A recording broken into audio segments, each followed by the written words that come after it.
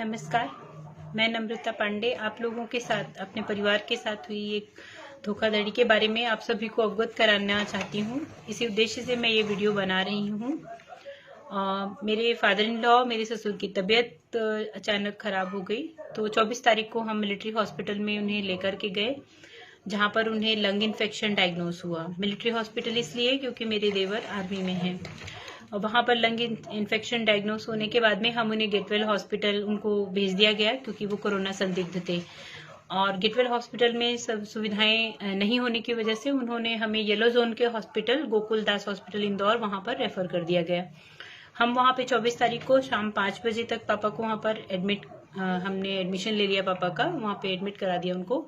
और उसके बाद उनका ट्रीटमेंट 24 को तो कुछ ट्रीटमेंट उन्होंने स्टार्ट नहीं किया, क्योंकि वो मान के चल रहे थे कि कोविड-19 के संदिग्ध हैं। 25 तारीख को जब मेरी देवरानी ने शिकायत की स्टाफ मेंबर्स को कि आप लोग कुछ ट्रीटमेंट स्टार्ट नहीं कर रहे हैं, तो उनको इंजेक्शन या दवाएं स्टार्ट कर दिया। उन्होंने ट्रीटमेंट शुरू कर दिया और काफ़ी अच्छा भी रहा ट्रीटमेंट। उन्हें 2 से 3 दिन में आराम हो गया। हमने जब उन्हें रिलीफ होने लगा तो हमने डिस्चार्ज के लिए बात की स्टाफ से, तो वहाँ के जो सीनियर डॉक्टर थे उन्होंने मना कर दिया कि जब तक कोविड का सैंपल की रिपोर्ट नहीं आ जाती है तब तक हम डिस्चार्ज नहीं दे सकते हैं।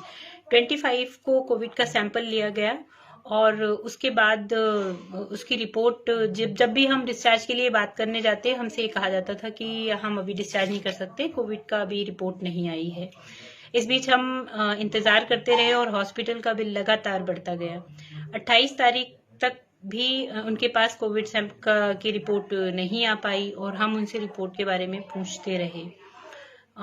29 अप्रैल 30 अप्रैल हो गया, तो भी इवन 29 अप्रैल को तो मेरे हस्बैंड ने काउंटर पे कैश भी जमा करने से मना कर दिया कि आप लोग रिपोर्ट मंगवाइए या आप हमें लैब बता दीजिए किस लैब में भेजा है, हम वहाँ डायरेक्ट जाकर कांटेक्ट कर सकें, रिपोर्ट कलेक्ट कर सकें। फिर भी हमें उसकी रिपोर्ट नहीं दी जाती है। इस बीच क्योंकि मुझे वायरल फीवर था, मैं घर पर थी, मेरी देवरानी पूजा पांडे वही जाया करती थी, वो और मेरे पति बारी बारी से एक एक दिन हॉस्पिटल में पापा के साथ में रह रहे थे। और इसके बाद में 2 तारीख को मैं स्वस्थ हुई, तो मैं जिस दिन 2 मई को मैं अपने हस्बैंड के साथ में गई। मुझे बहुत गुस्सा था, क्योंकि पिछले कई दिनों से हम बहुत परेशान थे। मैं आपको बता भी नहीं सकती हूँ कि हम किस तकलीफ से गुजरे हैं। हर पल एक डर रहता था कि अगर पॉजिटिव हुई रिपोर्ट तो मेरी फैमिली के साथ क्या होगा। छोटे बच्चे हैं 3 घर में। इस डर के साथ ही हम जी रहे थे और रोज मरते थे और रोज जिंदा होते थे। हम 2 तारीख को मैं गई, मैं बहुत गुस्से में थी। मैंने नीचे काउंटर पे भी कहा कि अगर कोविड की रिपोर्ट आपके पास नहीं है तो मैं पुलिस से कांटेक्ट करना पड़ेगा मुझे। और मैंने किया भी। मैंने नीचे पहले उनके स्टाफ मेंबर्स तक ये खबर पहुंचाई। मैंने पूछा, वहां पे कोई राजा भैया थे गोकुलदास में, उनसे जब मैं पूछने गई कोविड की रिपोर्ट के लिए, तो उनका जवाब ये आया कि मैडम 24 और 25 अप्रैल को जो सैंपल लिए गए हैं वो अहमदाबाद भेजा गया है। अहमदाबाद से रिपोर्ट रात को 11 बजे आएगी, तब आपको पता चल पाएगा। और सीनियर डॉक्टर सुबह राउंड पर आए तो उनका ये कहना था कि अभी 2-3 दिन और आपको रुकना पड़ेगा।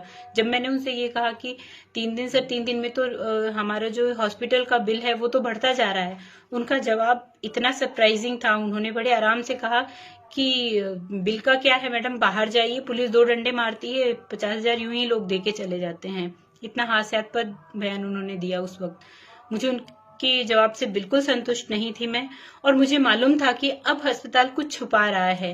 मुझे मालूम था कि उनके इंटेंशंस अब क्या हैं, जो 2-3 दिन से हमें बहुत अच्छे से महसूस हो रही थी। हम पीछे पड़े थे डिस्चार्ज के, लेकिन वो लोग डिस्चार्ज नहीं दे रहे थे। हर बार कोविड की रिपोर्ट ना आने का बहाना बनाया जा रहा था। सुबह जब मैं 2 मई को मैं नीचे 2-3 जगह उनके जितने भी स्टाफ मेंबर्स थे उनको मैं बोलकर आई कि मैं पुलिस के पास जा रही हूँ और मैं अपनी रिपोर्ट वहां से निकलवाऊंगी। आप यकीन नहीं करेंगे, मैंने ऐसा बोला है और मुझे पुलिस से पहले ही रिपोर्ट, मेरा ब्रदर जो है उसने किसी तरह संपर्क करके पुलिस से एक लिस्ट निकलवाई, और उस लिस्ट को देखकर हम सब शॉक्ड थे, क्योंकि वो लिस्ट में साफ क्लियरली मेंशन था। अगर आप कहें तो वो लिस्ट भी मैं आपको शेयर कर सकती हूँ कि 26 तारीख को ही रिपोर्ट रिलीज हो चुकी थी एमजीएम से। 26 तारीख को आई हुई रिपोर्ट को 2 मई तक छुपाया जा रहा है। मेरे हाथ में बाहर से रिपोर्ट आने के बाद में जब उनको लग गया कि अब ये पुलिस तक जाएंगे, तो आनन फानन में मेरे पास उनके स्टाफ की नर्स आते हैं। वो बोलती हैं कि आपके फादर की रिपोर्ट आ गई है, वो नेगेटिव है और हम डिस्चार्ज पेपर तैयार कर रहे हैं, आप आइए। मैं नीचे काउंटर पर गई, मैंने उनसे सवाल जवाब किया, तो वहां पर कोई भी जिम्मेदार व्यक्ति सवाल जवाब, मेरी बातों का जवाब देने के लिए वहां पर कोई अवेलेबल नहीं था। उन्होंने 76,600 का बिल बनाया था, जो कि पूरा बिल उन्होंने मुझसे पे करवाया। उन्होंने बोला आपको जो करना है आप कानूनी कार्रवाई कर सकते हैं, लेकिन अभी आपको पूरा बिल अगर आपने पे नहीं किया तो हम पेशेंट को डिस्चार्ज नहीं करेंगे। मेरे हस्बैंड अपने फादर के ठीक होने पर इतने खुश थे और वो रिपोर्ट नेगेटिव आने पर भी इतने खुश थे। उन्होंने इस बात को बहुत लाइटली लिया, उन्होंने जाने दिया, उन्होंने पूरा बिल पे कर दिया।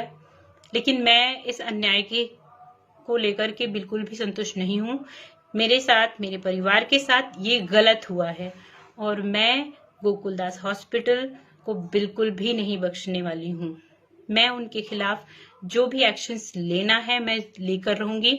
मैं उनके खिलाफ FIR भी करूंगी और मैं एक आम इंसान हूँ, मेरे पास कोई जैक सपोर्ट नहीं है, लेकिन मैं जानती हूँ मुझे क्या करना है, क्योंकि इंदौर की पुलिस मेरे साथ है।